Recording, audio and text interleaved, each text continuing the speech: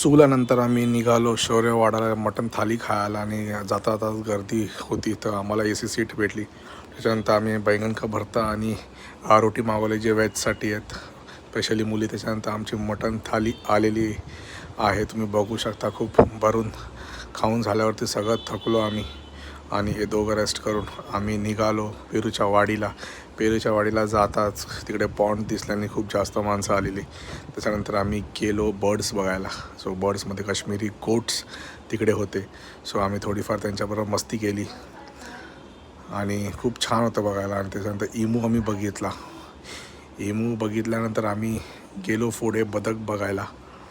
तुम्ही बघू शकता सोनल बदक बरोबर थोडं मस्ती करते. त्याच्यानंतर आम्ही गेलो बर्ड्सचं स्टेशन. बर्ड स्टेशन होतं तिकडे. त्याच्यानंतर फक्त बर्ड्स होते तिकडे. वेगवेगळ्या प्रकारचे पॅरेट्स होते. सो सगळ्यांच्या अंगावरती येत होते पॅरेट्स आणि आम्ही खायला पण त्यांना देत होतो. जे मका असतं कॉर्न ते देत होतो. आणि त्याच्यानंतर हा एक मोठा पॅरेट आला. त्यांचा आम्ही गेलो इग्वाना बघायला. इग्वाना खूप छान होते. ते झोपलेले होते खरं तर, पण हात लावून खूप छान वाटलं असं. त्याच्यानंतर आम्ही थोडंफार स्ट्रॉबेरी आणि चॉकलेट शेक घेतल्याच्यानंतर आम्ही निघालो मुंबईच्या दिशेला. सो खूप टायर्ड होतो आम्ही सगळे. त्याच्यानंतर ह्यांना ड्रॉप करून आम्ही निघालो आमच्या दिशेला. सो आणि फायनली आम्ही पोचलेलो आहे घरी. So stay tune.